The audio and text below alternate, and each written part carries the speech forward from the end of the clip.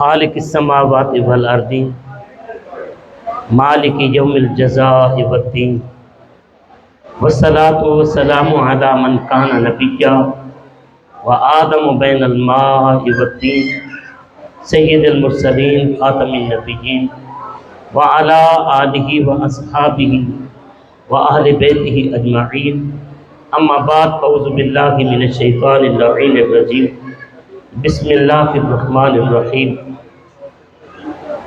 والمحصنات صدق اللہ العظیم ان اللہ وملائکتہ یصلون علی النبی یا ایھا الذین آمنوا صلوا علیہ وسلموا تسلیما۔ مل کر درود و سلام پڑھنا ہے۔ الصلاۃ والسلام علیک یا سیدی یا رسول اللہ، الصلاۃ والسلام علیک یا سیدی یا حبیب اللہ وعلی آلک واصحابک یا سیدی یا شفیع المذنبین۔ قال النبی صلی اللہ علیہ وآلہ وسلم التمس الرزق بالنکاح او کما قال النبی صلی اللہ علیہ وسلم۔ حضرات اسی وقت دل کی اتھا گہرائیوں سے مبارکباد پیش کرتا ہوں عزیز محترم حضرت حافظ ریاض احمد سلطانی صاحب کو، جو آج نبی کریم صلی اللہ علیہ وآلہ وسلم کی ایک ایسی سنت ادا کرنے جا رہے ہیں جو دنیا کا سکون بھی ہے، آخرت کی نجات بھی ہے، اور دنیا کے اندر رزق کا ذریعہ بھی ہے، اور آخرت میں نبی کریم صلی اللہ علیہ وسلم کی قربت و محبت کا وسیلہ بھی ہے۔ یہ شادی، یہ نکاح، اگر ہم تھوڑا سا دین کے ساتھ ٹچ رکھتے ہیں اور دین کا مطالعہ کریں تو بڑا واضح سا اس میں ایک پیغام ملتا ہے۔ میں نے فقط ایک لفظ 5ویں پارے کا تلاوت کیا ہے، اگر آپ اسی لفظ کے اوپر غور کریں تو اللہ رب العزت نے شادی شدہ خواتین کو محسنات فرمایا ہے۔ محسن حسن سے بنا ہے، اور حسن کہتے ہیں قلعے کے اندر، قلعہ جسے کہتی ہیں کہ شہروں کے گرد پہلے جو بڑی بڑی فصیلیں، بڑی بڑی دیواریں تیار کی جاتی تھی تاکہ دشمن حملہ آور نہ ہو اور دشمن سے محفوظ رہ سکے، جان اور مال کی حفاظت کے لیے جو فصیلیں تیار کی جاتی تھی اس کو حسن کہا جاتا تھا، اور ان کے اندر رہنے والے وہ محسن کہلاتے تھے، محسنین، اور خواتین کو اللہ پاک نے محسنہ قرار دیا ہے۔ اب گویا کہ یہاں پر یہ نکاح عورت کے لیے قلعہ ہے۔ اگر عورت کا نکاح ہو جائے تو عورت، اس کی عزت بھی محفوظ ہو جاتی ہے اور اس کی جان بھی محفوظ ہو جاتی ہے۔ اب اس کا فائدہ اگر ہم آگے دیکھنا چاہیں تو یہاں پر شادی کے مقاصد شریعت نے بیان کیے ہیں۔ شادی کے مقاصد کیا ہیں؟ شادی کا سب سے پہلا مقصد جو ہے وہ انسان کا کیا ہونا چاہیے؟ اپنے آپ کو اللہ کے تابع کرتے ہوئے، اللہ کے احکام کے تابع کرتے ہوئے دنیاوی گناہوں جھنجھٹوں سے بچا کر اس کے فرمان کے پیچھے لگا دینا۔ اصل شادی کا مقصد یہ ہے، شہوت کو کنٹرول کرنا، برائی کو کنٹرول کرنا، بے حیائی کو کنٹرول کرنا، اور پھر رب کی خاطر انسان کیا کرے، کسی دوسرے کو اپنے ساتھ ملا کر اگر گناہوں سے بچ جائے تو یہ شادی کا مقصد ہے۔ اب گویا کہ یہاں پر انسان کی شادی جو ہے انسان کے لیے گناہوں سے بچنے کا سبب ہے۔ پہلی چیز یہ ہے کہ انسان شادی اس نیت سے کرے کہ میں نے گناہوں سے بچنا ہے۔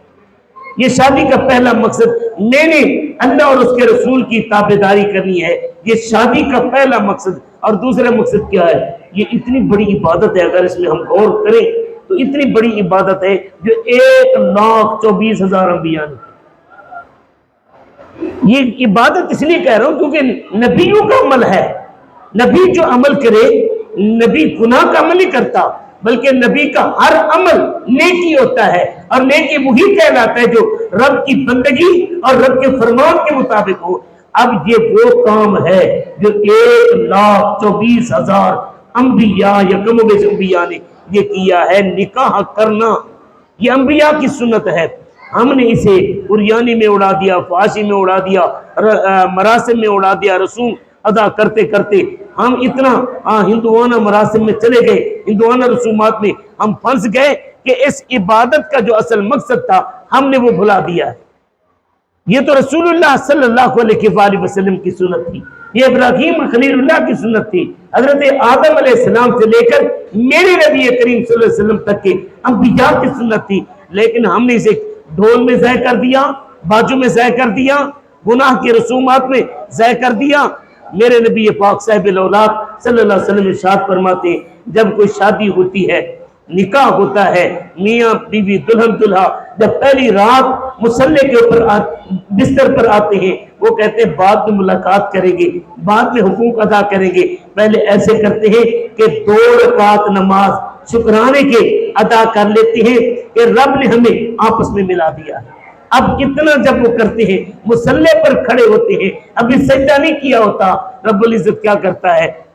فرشتوں کو حکم دیتا ہے، فرشتوں جی پروردگار جاؤ میری جنت کو سجا دو، جاؤ میری جنت کو سجا دو، حوروں کو بتا دو وہ جنت کے اندر میرے ان 2 بندوں کی شادی کی جشن منائیں۔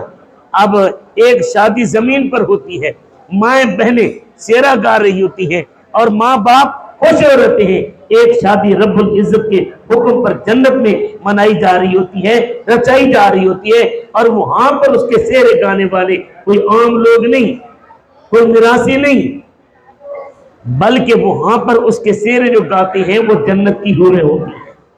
یہ کیا ہے؟ تب ہوتا ہے جب آپ اپنی اس شادی کو رسول اللہ کی سنت کے مطابق سنت سمجھتے ہوئے اگر آپ اس کو سر انجام دیں تو یہ آپ کی شادی یہ جنت کے اندر بھی موجود پورے اس میں شریک ہوتے ہیں، غلمان شریک ہوتے ہیں، فرشتے شریک ہوتے ہیں، رب کی رحمت شریک ہوتی ہے اور انسان کے لیے برکت کا سامان بن جاتی ہے۔ یہ پہلی کے بعد دوسری چیز، اور تیسرا یہ ہے نبی کریم صلی اللہ علیہ وآلہ وسلم ارشاد فرماتے ہیں قیامت والے دن میں ناز کروں گا ان لوگوں کے اوپر جن کے اولاد کثیر ہوگی اور پھر انہوں نے اچھی تربیت کی ہوگی، اچھی تربیت کر کے دین کی مطابق ان کو ڈھال کر جب وہ کثرت اولاد کے ساتھ میرے پاس آئیں گے تو حدیث پاک کا مفہوم ہے، نبی پاک نے فرمایا میں اس بندے کو اپنے ساتھ جنت میں لے کر جاؤں گا۔ تو اگلا مقصد کیا ہونا چاہیے ہمارا؟ یہ کہ ہم نے شادی اس نیت سے کرنی ہے کہ رسول اللہ صلی اللہ علیہ وسلم کی امت میں اضافہ کرنا ہے۔ میرے نبی پاک صاحب الاولاد صلی اللہ علیہ وسلم ارشاد فرماتے ہیں کہ قیامت والے دن کل انسانوں کی جو صفیں ہوں گی وہ 120 ہوں گی اور 80 صفیں فقط میری امت کی ہوں گی، اور میرے نبی فرماتے ہیں اس کے اوپر میں کیا کروں گا؟ فخر اور ناز کروں گا۔ اب نبی کریم صلی اللہ علیہ وسلم کو آپ کی کثرت کے اوپر ناز ہے، اور نبی پاک کی خوشی کس چیز میں ہے؟ اللہ پاک آپ کو اولاد دے، اولاد آپ کی نیک ہو جائے، دین کی تابعدار ہو جائے، فرما بردار ہو جائے اور نبی کے دین کے کام کرنے والی بن جائے، تو یہ نبی کریم صلی اللہ علیہ وسلم کی خوشی کا سامان بن جاتا ہے۔ تو حضرات عزیز وقار، یہ شادی یہ محض دنیا کا ایک مقصد نہیں ہے، بلکہ اللہ اور اس کے رسول صلی اللہ علیہ وآلہ وسلم کی فرما برداری اور اطاعت کا سامان ہے۔ اگر ہم اسی کو اللہ اور اس کے رسول صلی اللہ علیہ وسلم کے فرمان کے مطابق ادا کر لیں تو یقیناً ہمارے لیے یہ بخشش کا سامان بھی ہے، اللہ اور اس کے رسول صلی اللہ علیہ وسلم کی قربت کا سامان بھی ہے۔ اللہ پاک آپ کی میری ہم سب کی حاضری کو قبول فرمائے اور خالق کائنات اس شادی کو بابرکت بنائے، جس طرح یہ شادی یہ آج ریاض صاحب نے دین کے نام پر اللہ رسول کے ذکر سے کی ہے، اللہ کرے یہ شادی ان کے لیے، حضور کی امت کے لیے، طرفین کے خاندانوں کے لیے برکت اور رحمت کا سامان بن جائے۔ وما علیہ الا البلاغ۔